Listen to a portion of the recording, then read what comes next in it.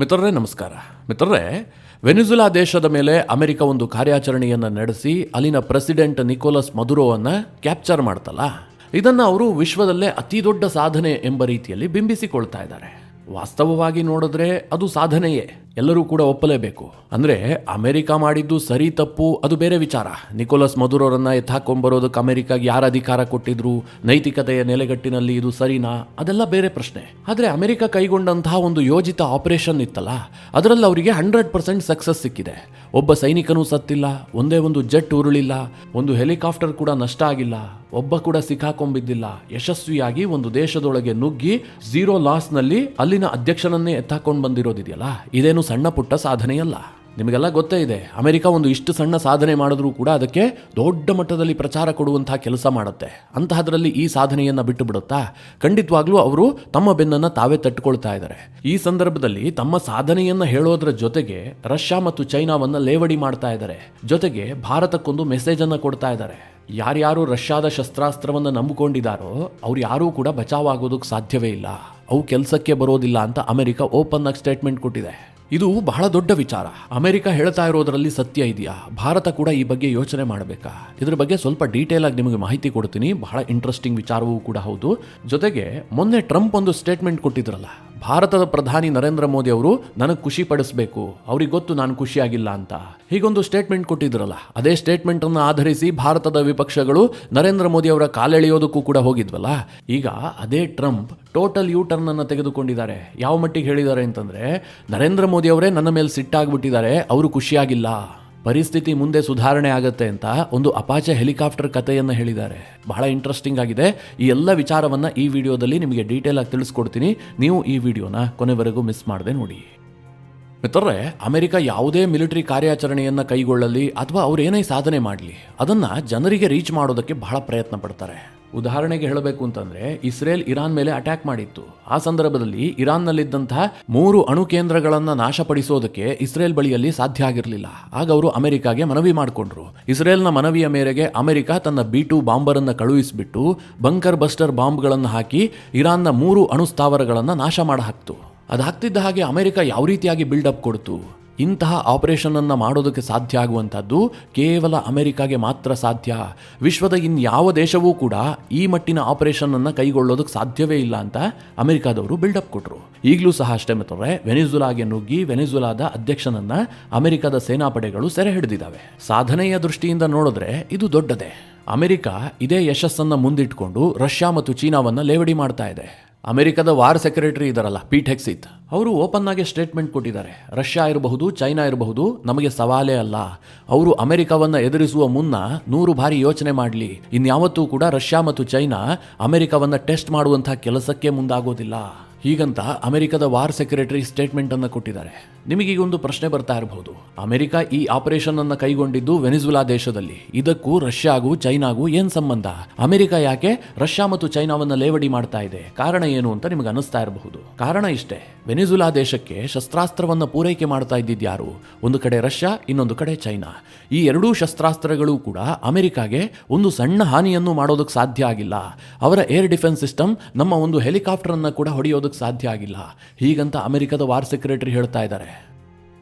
ಮಿತ್ರರೇ, ಇದು ಸುದ್ದಿಯ ಒಂದು ಆಯಾಮ ಅಷ್ಟೇ. ಅಂದರೆ ಇದನ್ನು ನಾವು ಅಮೆರಿಕದ ನರೇಟಿವ್ ವಾರ್ಫೇರ್ ಅಥವಾ ಸೈಕಾಲಜಿಕಲ್ ವಾರ್ಫೇರ್ ಹೀಗಂತ ಬೇಕಾದ್ರೆ ಕರೀಬಹುದು. ಅಂದರೆ ನಮ್ಮ ನಿಜವಾದಂತಹ ಶತ್ರುವನ್ನ ಮೆಂಟಲಿ ವೀಕ್ ಮಾಡುವಂತಹ ಅಮೆರಿಕದ ಒಂದು ಪ್ರಯತ್ನ. ಆದರೆ ವಾಸ್ತವತೆ ಇದೇನಾ? ಅಮೆರಿಕ ಹೇಳಿದ್ದೆಲ್ಲವೂ ಕೂಡ ಸತ್ಯವಾಗಿ ಕೇಳಿದ್ರೆ ಖಂಡಿತವಾಗ್ಲೂ ಅಲ್ಲ. ಇದಕ್ಕೆ ಇನ್ನೊಂದು ಆಯಾಮವೇ ಇದೆ. ಅಂದರೆ ಅಮೆರಿಕ ಹೇಳ್ತಾ ಇರುವಂತಹದ್ದು ಕೇವಲ ಅರ್ಧ ಸತ್ಯ ಮಾತ್ರ. ಅದು ಹೇಗೆ ಅಂತ ಈಗ ಹೇಳ್ತೀನಿ ಕೇಳಿ. ವೆನಿಜುಲಾ ದೇಶದ ಬಳಿಯಲ್ಲಿ ಏರ್ ಡಿಫೆನ್ಸ್ ಸಿಸ್ಟಮ್ ಇತ್ತು, ಅದು ಕೂಡ ರಷ್ಯಾ ನಿರ್ಮಿತ ಏರ್ ಡಿಫೆನ್ಸ್ ಸಿಸ್ಟಮ್. ಆದರೆ ಮಿತ್ರರೇ, ಭಾರತ ಇಟ್ಕೊಂಡಿದೆಯಲ್ಲ S-400, ಅಂತಹ ಏರ್ ಡಿಫೆನ್ಸ್ ಸಿಸ್ಟಮ್ ವೆನಿಜುಲಾ ಬಳಿಯಲ್ಲಿ ಇರಲಿಲ್ಲ. ಅವರ ಬಳಿಯಲ್ಲಿ ಇದ್ದಿದ್ದು S-300 ಏರ್ ಡಿಫೆನ್ಸ್ ಸಿಸ್ಟಮ್. ಆ ಏರ್ ಡಿಫೆನ್ಸ್ ಸಿಸ್ಟಮ್ ಅಮೆರಿಕ ವೆನಿಜುಲಾಗೆ ನುಗ್ಗದಂತಹ ಸಂದರ್ಭದಲ್ಲಿ ಸಣ್ಣದಾಗಿಯೂ ಕೂಡ ಹಾನಿ ಮಾಡೋದಕ್ಕೆ ಸಾಧ್ಯ ಆಗಿಲ್ಲ. ಇದನ್ನ ಈಗ ಅಮೆರಿಕ ಹೇಳ್ತಾ ಇದೆ. ಅಂದ್ರೆ ರಷ್ಯಾ ನಿರ್ಮಿತ ಏರ್ ಡಿಫೆನ್ಸ್ ಸಿಸ್ಟಮ್ ಇದೆಯಲ್ಲ, ಇದು ನಮಗೆ ಸವಾಲೇ ಅಲ್ಲ, ಅದು ನಮಗೆ ಚಾಲೆಂಜ್ ಅನ್ನೇ ಒಡ್ಡಿಲ್ಲ ಅಂತ ಅಮೆರಿಕದ ವಾರ್ ಸೆಕ್ರೆಟರಿ ಡಾಕ್ಯುಮೆಂಟರಿ ಹೇಳ್ತಾ ಇರುವಂತಹದ್ದು. ಈ ವಿಚಾರವನ್ನ ಸೂಕ್ಷ್ಮವಾಗಿ ಗಮನಿಸಿ, ಜೊತೆಗೆ ಲಾಜಿಕಲಿ ಯೋಚನೆ ಮಾಡಿ. ಮಿತ್ರರೇ, ಇದು ಸಾಬೀತಾದಂತಹ ಸತ್ಯ. ಅಮೆರಿಕ ಇದನ್ನ ಹೊಸದಾಗಿ ಹೇಳೋದೇ ಬೇಕಾಗಿಲ್ಲ. ರಷ್ಯಾದ S-300 ಏರ್ ಡಿಫೆನ್ಸ್ ಸಿಸ್ಟಮ್ ಅತ್ಯಾಧುನಿಕವಾದಂತಹ 5th ಜನರೇಷನ್ ಫೈಟರ್ ಜೆಟ್ ಅನ್ನ ತಡೆಯೋದಕ್ಕೆ ಸಾಧ್ಯ ಇಲ್ಲ. ಇದು ಇರಾನ್ ಯುದ್ಧದಲ್ಲೇ ಸಾಬೀತಾಗಿ ಹೋಗಿದೆ. ಇಸ್ರೇಲ್ ತನ್ನ F-35 ಯುದ್ಧ ವಿಮಾನಗಳನ್ನು ಬಳಸಿಕೊಂಡು ಇರಾನ್ನಲ್ಲಿದ್ದಂತಹ S-300 ಏರ್ ಡಿಫೆನ್ಸ್ ಸಿಸ್ಟಮ್ ಅನ್ನು ನಾಶ ಮಾಡಿತ್ತು. ಅಷ್ಟು ಮಾತ್ರ ಅಲ್ಲ, ಇರಾನ್ ಮೇಲೆ ಏರ್ ಸುಪೀರಿಯಾರಿಟಿಯನ್ನು ಕೂಡ ಸಾಧಿಸಿತ್ತು. ಯಾಕೆ ಹೀಗೆ ಕೇಳಿದ್ರೆ, S-300 ಇದೆಯಲ್ಲ, ಇದು ತುಂಬಾ ಹಳೆಯದ್ದು. ಅಂದ್ರೆ ಒಬ್ಬ 70 ವರ್ಷದ ಮುದುಕನಿಗೆ ಒಂದು 25 ವರ್ಷದ ನವ ತರುಣ ಯುವಕ ಹೋಗ್ಬಿಟ್ಟು ಚೆನ್ನಾಗಿ ಬಾರಿಸ್ದೆ ಅಂತಂದ್ರೆ ಅದನ್ನ ಯಾರು ಪ್ರಶಂಸಿಸೋದಕ್ಕೆ ಸಾಧ್ಯವಾ? ಅಮೆರಿಕ ವೆನಿಜುಲಾದಲ್ಲಿ ಮಾಡಿದ್ದು ಕೂಡ ಇದನ್ನೇ, ಇಸ್ರೇಲ್ ಇರಾನ್ನಲ್ಲಿ ಮಾಡಿದ್ದು ಸಹ ಇದನ್ನೇ.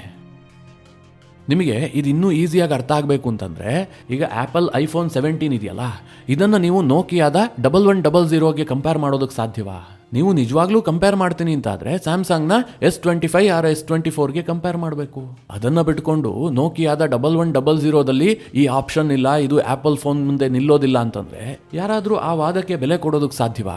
ಅಮೆರಿಕ ಈ ಕೆಲಸವನ್ನು ಮಾಡ್ತಾ ಇದೆ. ವೆನಿಜುಲಾ ಬಳಿಯಲ್ಲಿದ್ದಂತಹ ಕೇವಲ 2 ಬ್ಯಾಟರಿ S-300, ಅದು ಕೂಡ ಅವರ ಬಳಿಯಲ್ಲಿ ಸಫಿಷಿಯೆಂಟ್ ಆಗಿ ಒಂದು 10 ಬ್ಯಾಟರಿಗಳಿದ್ವು ಅಂತೇನಿಲ್ಲ. ಇದ್ದಿದ್ದೇ 2 ಬ್ಯಾಟರಿಗಳು, ಅದು ಕೂಡ 30 ವರ್ಷದ ಹಿಂದಿನದ್ದು. ಅದರ ಮುಂದೆ ಇವರು F-35, F-22 ರಾಫ್ಟರ್ನಂತಹ 5th generation fighter ಜೆಟ್ಗಳನ್ನು ತೆಗೆದುಕೊಂಡು ಹೋಗಿದ್ದಾರೆ. ಅಷ್ಟಕ್ಕೂ ಮಿತ್ರರೇ, ಅಮೆರಿಕ ಏನು ಅದನ್ನು ಹೊಡೆದಾಕೋದಕ್ಕೆ ಸಾಧ್ಯ ಆಗಿಲ್ಲ. ಅದನ್ನು ಕೇವಲ ಎಂಗೇಜ್ ಮಾಡಿಟ್ಟಿದ್ರು ಅಷ್ಟೇ. ಯಾಕೆ ಕೇಳಿದ್ರೆ, ತನ್ನ ಹೆಲಿಕಾಪ್ಟರ್ ಮೂವ್ ಆಗಬೇಕಾಗಿತ್ತಲ್ಲ, ಅದಕ್ಕೋಸ್ಕರವಾಗಿ ತನ್ನ ಯುದ್ಧ ವಿಮಾನಗಳ ಮೂಲಕ ಆ ಏರ್ ಡಿಫೆನ್ಸ್ ಸಿಸ್ಟಮ್ ಅನ್ನ ಎಂಗೇಜ್ ಮಾಡಿಟ್ರು. ಹೀಗಾಗಿ ವೆನಿಜುಲಾ ಬಳಿಯಲ್ಲಿದ್ದಂತಹ 2 ಬ್ಯಾಟರಿ S-300ಗಳು ಅಮೆರಿಕಾಗೆ ಏನೂ ಹಾನಿ ಮಾಡೋದಕ್ಕೆ ಸಾಧ್ಯ ಆಗಿಲ್ಲ. ಆದರೆ ಅಮೆರಿಕ ಇವತ್ತು ಬಡಾಯಿ ಕೊಚ್ಕೊಳ್ತಾ ಇದೆ. ಯಾರ್ಯಾರು ರಷ್ಯಾದ ಶಸ್ತ್ರಾಸ್ತ್ರಗಳನ್ನೇ ನಂಬ್ಕೊಂಡಿದ್ದೀರೋ ಅಥವಾ ಯಾರ್ಯಾರು ರಷ್ಯಾದ ಏರ್ ಡಿಫೆನ್ಸ್ ಸಿಸ್ಟಮ್ ಅನ್ನ ನೆಚ್ಚಿಕೊಂಡಿದ್ದೀರೋ ಅವ್ರು ಯಾರೂ ಕೂಡ ಅಮೆರಿಕದ ಮುಂದೆ ನಿಲ್ಲೋದಕ್ಕೆ ಸಾಧ್ಯ ಇಲ್ಲ. ಅಮೆರಿಕದ ಶಸ್ತ್ರಾಸ್ತ್ರಗಳನ್ನ ಎದುರಿಸಲು ಸಾಧ್ಯವೇ ಇಲ್ಲ ಅಂತ ಅಮೆರಿಕ ಹೇಳ್ತಾ ಇದೆ. ಮಿತ್ರರೇ, ಅಮೆರಿಕಾಗ ಅಷ್ಟೆಲ್ಲ ನಂಬಿಕೆ ಇದೆ ತನ್ನ ಶಸ್ತ್ರಾಸ್ತ್ರದ ಮೇಲೆ ಅಂತಂದ್ರೆ ಅವರು ನಿಜವಾದ ಚಾಲೆಂಜ್ ಅನ್ನ S-400ಗೆ ಒಡ್ಡಬೇಕು. S-400 ವಿಚಾರ ಬಂದಾಗ ಅಮೆರಿಕ ಯಾಕೆ ಹಿಂದೇಟಿಡುತ್ತೆ? ಉದಾಹರಣೆಗೆ ಹೇಳ್ತೀನಿ, ಪಹಲ್ಗಾಮ್ ಅಟ್ಯಾಕ್ ಆಯ್ತಲ್ಲ, ಆ ಸಂದರ್ಭದಲ್ಲಿ ಅಮೆರಿಕ ಪಾಕಿಸ್ತಾನಕ್ಕೆ ಒಂದು ಇನ್ಸ್ಟ್ರಕ್ಷನ್ ಅನ್ನು ಕೊಡ್ತು. ಯಾವುದೇ ಸಂದರ್ಭದಲ್ಲಿ ಭಾರತ ನಿಮ್ಮ ಮೇಲೆ ದಾಳಿ ಮಾಡಬಹುದು, ಆ ಸಂದರ್ಭದಲ್ಲಿ ನೀವು ನಮ್ಮ F-16 ಯುದ್ಧ ವಿಮಾನಗಳನ್ನು ಬಳಸುವಂತಿಲ್ಲ. ಯಾಕೆ ಅಮೆರಿಕ ಆ ಮಾತನ್ನು ಹೇಳ್ತು ಪಾಕಿಸ್ತಾನಕ್ಕೆ? ಭಾರತದ ಬಳಿಯಲ್ಲಿ S-400 ಏರ್ ಡಿಫೆನ್ಸ್ ಸಿಸ್ಟಮ್ ಇದೆ. ಒಂದು ವೇಳೆ F-16 ಅನ್ನು ನೀವು ತೆಗೆದುಕೊಂಡು ಹೋಗಿದ್ದೆ ಆದರೆ ಅವರು ಹೊಡೆದು ಹಾಕ್ತಾರೆ, ಅಥವಾ ರಫೇಲ್ ಮೂಲಕವಾಗಿ ಅದನ್ನು ಹೊಡೆದು ಹಾಕ್ತಾರೆ. ಹಾಗೇನಾದರೂ ಆಗಿದ್ದೇ ಆದರೆ ಅಮೆರಿಕದ ಶಸ್ತ್ರಾಸ್ತ್ರಗಳ ಮರ್ಯಾದೆ ಹೋಗ್ಬಿಡುತ್ತೆ. ಹಾಗಾಗಬಾರದು ಅಂತ ಅಮೆರಿಕ ಪಾಕಿಸ್ತಾನಕ್ಕೆ ಬಹಳ ಕ್ಲಿಯರ್ ಇನ್ಸ್ಟ್ರಕ್ಷನ್ ಅನ್ನು ಕೊಟ್ಟಿತ್ತು.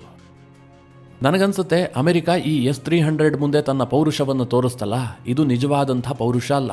ನಿಜವಾಗ್ಲೂ ಇದು ಸಾಬೀತಾಗೋದು ಯಾವಾಗ ಕೇಳಿದ್ರೆ, ರಷ್ಯಾ ನಿರ್ಮಿತ Su-57 ಮುಂದೆ F-35 ನಿಂತ್ಕೊಳ್ಬೇಕು, ಅಥವಾ F-35 ಚೈನಾದ J-20ನೋ J-35 ಅನ್ನೋ ಫೇಸ್ ಮಾಡಬೇಕು. ಅದನ್ನು ಬಿಟ್ಟು ಅಮೆರಿಕ ಈ ಕಥೆಯನ್ನು ಹೇಳಿದ್ರೆ ನಂಬೋದಕ್ಕೆ ಸಾಧ್ಯವಾ?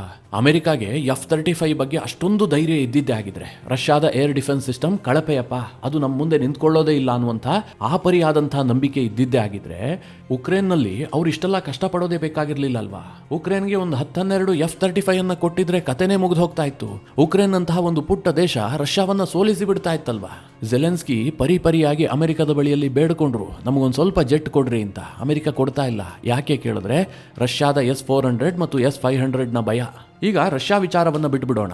ಈ ವೆನಿಜುಲಾ ಅಟ್ಯಾಕ್ ಆಗ್ತಿದ್ದ ಹಾಗೆ ಚೈನಾದ ಶಸ್ತ್ರಾಸ್ತ್ರಗಳನ್ನು ಕೂಡ ಅಮೆರಿಕ ಲೇವಡಿ ಮಾಡ್ತಾ ಇದೆ. ಇಲ್ಲಿ ಅಮೆರಿಕ ಹೇಳ್ತಾ ಇರುವಂತಹ ಅಂಶಗಳನ್ನು ಒಪ್ಕೊಳ್ಬೇಕು. ಚೈನಾ ವೆನಿಜುಲಾದಲ್ಲಿ ಫೇಲ್ಯೂರ್ ಆಗಿದೆ. ನಾನು ಚೈನಾ ನಮ್ಮ ಶತ್ರು ದೇಶ ಅಂತ ಈ ಮಾತನ್ನ ಹೇಳ್ತಾ ಇಲ್ಲ. ಆಕ್ಚುಯಲ್ ಆಗಿ ಸತ್ಯ ಏನಿದೆಯೋ ಅದನ್ನು ಮಾತ್ರ ನಿಮಗೆ ತಿಳಿಸ್ತಾ ಇದ್ದೀನಿ ಅಷ್ಟೇ. ಈ ವೆನಿಜುಲಾದ ನಿಕೋಲಸ್ ಮದುರೋಗೆ ಮೊದಲೇ ಗೊತ್ತಿತ್ತು, ನಮ್ಮ ಬಳಿಯಲ್ಲಿ S-300 ಇದೆ, ರಷ್ಯಾ ನಿರ್ಮಿತ Su-30 ಯುದ್ಧ ವಿಮಾನ ಇದೆ. ಇದು ಯಾವುದೂ ಕೂಡ ಅಮೆರಿಕದ ಈಗಿನ ಅತ್ಯಾಧುನಿಕ ಯುದ್ಧ ವಿಮಾನಗಳ ಮುಂದೆ ನಿಂತುಕೊಳ್ಳೋದಕ್ಕೆ ಸಾಧ್ಯ ಇಲ್ಲ. ನಮ್ಮ ಮೇಲೆ ಅಮೆರಿಕ ಬಂದಿದ್ದೆ ಆದರೆ ಸೋಲಾಗುತ್ತೆ ಅಂತ ಅವ್ರಿಗೆ ಮೊದಲೇ ಗೊತ್ತಿತ್ತು. ಹೀಗಾಗಿ ಅವರು ಚೈನಾದ ಮೊರೆ ಹೋಗ್ತಾರೆ. ಚೈನಾ ನಿರ್ಮಿತ JY-27 ಅನ್ನುವಂತಹ long range early warning system ಅನ್ನು ಖರೀದಿ ಮಾಡಿರ್ತಾರೆ. ಈ JY-27 ಇದೆಯಲ್ಲ, ಇದೊಂದು ರೆಡಾರ್ ಸಿಸ್ಟಮ್. ಚೈನಾ ಹೇಗೆ ಕ್ಲೈಮ್ ಮಾಡುತ್ತೆ ಅಂತಂದ್ರೆ, ನೀವು ಬೇಕಾದ್ರೆ 5th ಜನರೇಷನ್ ಫೈಟರ್ ಜೆಟ್ ಅನ್ನು ತೆಗೆದುಕೊಂಡು ಬನ್ನಿ, ಇದು ಪತ್ತೆ ಹಚ್ಚುತ್ತೆ. ಶತ್ರು ದೇಶದಲ್ಲಿ ಟೇಕ್ ಆಫ್ ಆಗ್ತಿದ್ದ ಹಾಗೆ ನಮಗೆ ಮಾಹಿತಿ ಬರುತ್ತೆ ಅಂತ ಚೈನಾ ಕ್ಲೈಮ್ ಮಾಡುತ್ತೆ. ಆದರೆ ಮಿತ್ರರೇ, ಈ ಚೈನಾ ನಿರ್ಮಿತ JY-27 long range early warning ಸಿಸ್ಟಮ್ಗೆ ಅಮೆರಿಕದ ಯುದ್ಧ ವಿಮಾನಗಳು ಎಂಟ್ರಿ ಆಗಿ ಧೂಳೆಬ್ಬಿಸಿ ಅಲ್ಲಿನ ಅಧ್ಯಕ್ಷರನ್ನು ಹೊತ್ಕೊಂಡು ಹೋದ್ರೂ ಕೂಡ ಗೊತ್ತೇ ಆಗಿರಲಿಲ್ಲ.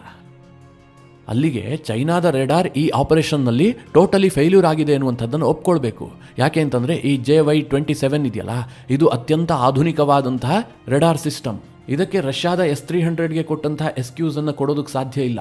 ಹೀಗಾಗಿ ಅಮೆರಿಕ ಚೈನಾವನ್ನ ಕೂಡ ಎಕ್ಸ್ಪೋಸ್ ಮಾಡ್ತಾ ಇದೆ. ಮಿತ್ರರೇ, ಚೈನಾಗೆ ಬಹಳ ದೊಡ್ಡ ಮುಖಭಂಗವೇ. ಅವರೆಲ್ಲೂ ಕೂಡ ನಿಂತ್ಕೊಳ್ಳೋದಕ್ಕಾಗ್ತಾ ಇಲ್ಲ. ಅವರ ಶಸ್ತ್ರಾಸ್ತ್ರಗಳು ಟೋಟಲಿ ಫೇಲ್ಯೂರ್ ಆಗ್ತಾ ಇದಾವೆ. ಈ ಹಿಂದೆ ಆಪರೇಷನ್ ಸಿಂಧೂರದ ಸಂದರ್ಭದಲ್ಲೂ ಕೂಡ ಅವ್ರದ್ದು ಯಾವುದೂ ವರ್ಕ್ ಆಗಿರಲಿಲ್ಲ. PL-15 ಮಿಸೈಲ್ ಅಂತೂ ಭಾರತ ಒರಿಜಿನಲ್ ಆಗಿ ಸೆರೆ ಹಿಡಿದಿದೆ. ಅದನ್ನ ರಿವರ್ಸ್ ಇಂಜಿನಿಯರಿಂಗ್ ಕೂಡ ಮಾಡ್ತಾ ಇದೆ. ಚೈನಾದ ಏರ್ ಡಿಫೆನ್ಸ್ ಸಿಸ್ಟಮ್ ಗಳನ್ನ ಭಾರತ ನುಚ್ಚು ನೂರು ಮಾಡಿ ಹಾಕಿತ್ತು. ಹೀಗಾಗಿ ಚೈನಾದ ಡಿಫೆನ್ಸ್ ಇಕ್ವಿಪ್ಮೆಂಟ್ ಗಳನ್ನ ಯಾರೇ ಖರೀದಿ ಮಾಡೋದಾದ್ರೂ ಕೂಡ ಸ್ವಲ್ಪ ಯೋಚಿಸಲೇಬೇಕು. ಮಿತ್ರರೇ, ಒಂದು ವೇಳೆ ಚೈನಾ ಏನಾದರೂ ತೈವಾನ್ ಮೇಲೆ ಅಟ್ಯಾಕ್ ಮಾಡಿ ಆ ಸಂದರ್ಭದಲ್ಲಿ ಅಮೆರಿಕ ತೈವಾನ್ನ ಸಪೋರ್ಟಿಗೆ ನಿಂತ್ಕೊಂಡು ತೈವಾನ್ಗೆ ಶಸ್ತ್ರಾಸ್ತ್ರವನ್ನ ಹೇರಳವಾಗಿ ಪೂರೈಸೋದಕ್ಕೆ ಶುರು ಮಾಡಿದ್ದೇ ಆದ್ರೆ ಆಗ ರಿಯಲ್ ಪರೀಕ್ಷೆ ನಡೆಯುತ್ತೆ. ಅಮೆರಿಕದ ಶಸ್ತ್ರಾಸ್ತ್ರಗಳ ಕೆಪಾಸಿಟಿ ಏನು, ಚೈನಾ ನಿರ್ಮಿತ ಶಸ್ತ್ರಾಸ್ತ್ರಗಳ ಕೆಪಾಸಿಟಿ ಏನು ಅನ್ನುವಂಥದ್ದು ಜಗತ್ತಿಗೆ ಅರಿವಾಗುತ್ತೆ. ಇದಿಷ್ಟು ರಷ್ಯಾ ಮತ್ತು ಚೈನಾದ ಶಸ್ತ್ರಾಸ್ತ್ರಗಳ ಕುರಿತಾಗಿ ಅಮೆರಿಕ ಮಾಡ್ತಾ ಇರುವಂತಹ ನರೇಟಿವ್ ಬಿಲ್ಡಿಂಗ್ ಪ್ರೋಗ್ರಾಮ್ ಆದ್ರೆ, ಇನ್ನೊಂದು ಕಡೆಯಲ್ಲಿ ಟ್ರಂಪ್ ವಿಚಾರವನ್ನ ನಿಮಗೆ ಹೇಳಲೇಬೇಕು. ಟ್ರಂಪ್ ಮೊನ್ನೆ ತಾನೇ ಹೇಳಿದ್ರಲ್ಲ, ನಾನು ಪ್ರಧಾನಿ ನರೇಂದ್ರ ಮೋದಿ ಅವರ ವಿಚಾರದಲ್ಲಿ ಖುಷಿ ಇಲ್ಲ ಅನ್ನುವಂತಹ ವಿಚಾರ ಮೋದಿಗೂ ಕೂಡ ತಿಳಿದಿದೆ. ಮೋದಿ ನನ್ನನ್ನು ಖುಷಿ ಪಡಿಸಲೇಬೇಕು, ಇಲ್ಲದೆ ಹೋದ್ರೆ ನಾನು ಇನ್ನಷ್ಟು ಹಾನಿಯನ್ನ ಮಾಡ್ತೀನಿ, ಹೀಗೆಲ್ಲ ಟ್ರಂಪ್ ಕ್ಲೈಮ್ ಮಾಡಿದ್ರಲ್ಲ. ನಿನ್ನೆ ಟೋಟಲಿ ಅದಕ್ಕೆ ವಿರುದ್ಧವಾದಂತಹ ಹೇಳಿಕೆಯನ್ನು ಕೊಟ್ಟಿದ್ದಾರೆ. ಪ್ರಧಾನಿ ನರೇಂದ್ರ ಮೋದಿ ಅವರೇ ನನ್ನ ಮೇಲೆ ಸಿಟ್ಟಾಗಿದ್ದಾರೆ, ಅವರಿಗೆ ನನ್ನ ಮೇಲೆ ಖುಷಿ ಇಲ್ಲ ಅಂತ ಸ್ಟೇಟ್ಮೆಂಟ್ ಅನ್ನು ಉಲ್ಟಾ ಮಾಡಿದ್ದಾರೆ. ಅವರೊಂದು ಬಹಳ ಸುದೀರ್ಘವಾದಂತಹ ಭಾಷಣ ಮಾಡ್ತಾ ಇದ್ರು. ಆ ಸಂದರ್ಭದಲ್ಲಿ ಅಮೆರಿಕದ ಶಸ್ತ್ರಾಸ್ತ್ರವನ್ನ ಅವರು ಹೊಗಳಬೇಕಾಗಿತ್ತು. ಆಗ ಟ್ರಂಪ್ ಅವರು ಮೋದಿಯ ಉದಾಹರಣೆಯನ್ನ ತೆಗೆದುಕೊಳ್ತಾರೆ. ಅದು ಹೇಗೆ ಕೇಳಿದ್ರೆ, ಇವತ್ತು ಅಮೆರಿಕ ಅತ್ಯಂತ ಆಧುನಿಕವಾದಂತಹ ಶಸ್ತ್ರಾಸ್ತ್ರಗಳನ್ನ ನಿರ್ಮಿಸುತ್ತೆ, ನಮ್ಮ ಅಲೈ ಕಂಟ್ರಿಗಳಿಗೆ ಮಾರಾಟವನ್ನ ಕೂಡ ಮಾಡುತ್ತೆ. ಆದ್ರೆ ಸರಿಯಾದ ಸಮಯಕ್ಕೆ ನಮಗೆ ಮಾರಾಟ ಮಾಡೋದಕ್ಕಾಗ್ತಾ ಇಲ್ಲ, ಅವರಿಗೆ ಪೂರೈಸೋದಕ್ಕಾಗ್ತಾ ಇಲ್ಲ. ಇಂತಹ ಸ್ಥಿತಿಯಲ್ಲಿ ಅಮೆರಿಕ ಇತ್ತು, ನಾನೀಗ ಅದನ್ನ ಸರಿ ಮಾಡಿದ್ದೀನಿ ಅಂತ ಟ್ರಂಪ್ ಹೇಳ್ಕೊಳ್ಬೇಕಾಗಿತ್ತಲ್ಲ. ಅದಕ್ಕೆ ನರೇಂದ್ರ ಮೋದಿ ಅವರ ಉದಾಹರಣೆಯನ್ನ ಕೊಡ್ತಾರೆ. ಈ ಹಿಂದೆ ನರೇಂದ್ರ ಮೋದಿ ಅವರು ನನ್ನ ಬಳಿಗೆ ಬಂದ್ರು, ಸರ್ ದಯವಿಟ್ಟು ನಾನು ನಿಮ್ಮನ್ನ ಭೇಟಿ ಆಗಬಹುದಾ ಅಂತ ಕೇಳಿದ್ರು. ಇಲ್ಲಿ ಟ್ರಂಪ್ ಅವರ ಹೇಳಿಕೆಯನ್ನ ಕೇಳ್ಬಿಟ್ಟು ನಗಾಡಬೇಡಿ. ಯಾರು ಕೂಡ ಅಮೆರಿಕಾಗೆ ಹೋಗ್ಬಿಟ್ಟು ಆಮೇಲೆ ಕೇಳೋದಿಲ್ಲ, ಸರ್ ದಯವಿಟ್ಟು ನಾನು ನಿಮ್ಮನ್ನ ಭೇಟಿ ಆಗಬಹುದಾ ಅಂತ. ಮೊದಲೇ ಕೇಳೇ ಹೋಗಿರ್ತಾರೆ ತಾನೆ, ಅಲ್ಲಿಗೆ ಹೋಗ್ಬಿಟ್ಟು ಯಾರು ಕೇಳ್ತಾರ? ಆದ್ರೆ ಟ್ರಂಪ್ ಹಾಗೆ ಹೇಳ್ತಾರೆ, ಇರ್ಲಿ ಬಿಡಿ ಒಪ್ಕೊಳ್ಳೋಣ. ಅದಕ್ಕೆ ಮುಂದುವರೆದು ಟ್ರಂಪ್ ಏನು ಹೇಳಿದ್ರು ಕೇಳಿದ್ರೆ, ನರೇಂದ್ರ ಮೋದಿ ಅವರು ನನ್ನ ಬಳಿಯಲ್ಲಿ ಬಂದು 68 ಅಪಾಚೆ ಹೆಲಿಕಾಪ್ಟರ್ ವಿಚಾರವನ್ನು ಪ್ರಸ್ತಾಪ ಮಾಡಿದ್ರು. ನಾನು 68 ಅಪಾಚೆ ಹೆಲಿಕಾಪ್ಟರ್ಗೆ ಆರ್ಡರ್ ಕೊಟ್ಟು 5 ವರ್ಷ ಆಯಿತು, ಇನ್ನೂ ಕೂಡ ಪೂರೈಕೆ ಆಗಿಲ್ಲ. ಹೀಗಂತ ಮೋದಿ ಅವರು ನನ್ನ ಬಳಿಯಲ್ಲಿ ಕೇಳಿದ್ರು. ಅದೆಲ್ಲ ಈಗ ಸಾಲ್ಟ್ ಔಟ್ ಆಗಿದೆ ಬಿಡಿ, ಆದ್ರೆ ಅಮೆರಿಕದ ಪರಿಸ್ಥಿತಿ ಹೀಗಿತ್ತು. ನಮ್ಮ ಅಲೈ ಕಂಟ್ರಿಗಳು ಆರ್ಡರ್ ಮಾಡಿ 5-6 ವರ್ಷ ಕಾದ್ರೂ ಕೂಡ ಅವರಿಗೆ ಶಸ್ತ್ರಾಸ್ತ್ರವನ್ನ ಪೂರೈಸೋದಕ್ಕೆ ನಮಗೆ ಆಗ್ತಾ ಇರಲಿಲ್ಲ. ಇದನ್ನೆಲ್ಲ ನಾನು ಸರಿ ಮಾಡಿದ್ದೀನಿ ಅಂತ ಟ್ರಂಪ್ ಹೇಳ್ತಲೇ ಮೋದಿ ಅವರ ಇನ್ನಷ್ಟು ವಿಚಾರವನ್ನ ಕೂಡ ಪ್ರಸ್ತಾಪ ಮಾಡಿದ್ರು. ಮೋದಿ ನನಗೆ ಅತ್ಯಂತ ಉತ್ತಮವಾದಂತಹ ಸ್ನೇಹಿತ, ಆದರೆ ಈಗ ಮೋದಿ ನನ್ನ ಬಗ್ಗೆ ಅಷ್ಟು ಖುಷಿಯನ್ನ ಹೊಂದಿಲ್ಲ. ಅವ್ರಿಗೆ ಸ್ವಲ್ಪ ಸಿಟ್ಟಿದೆ. ಯಾಕೆ ಅಂತಂದ್ರೆ ನಾನು ವಿಪರೀತವಾಗಿ ಟ್ಯಾರಿಫ್ ಹಾಕಿದ್ದೀನಲ್ಲ, ಅದಕ್ಕೋಸ್ಕರವಾಗಿ. ಈ ಪರಿಸ್ಥಿತಿ ಹೀಗೆ ಏನಿರೋದಿಲ್ಲ, ಇದು ಸರಿಯಾಗತ್ತೆ.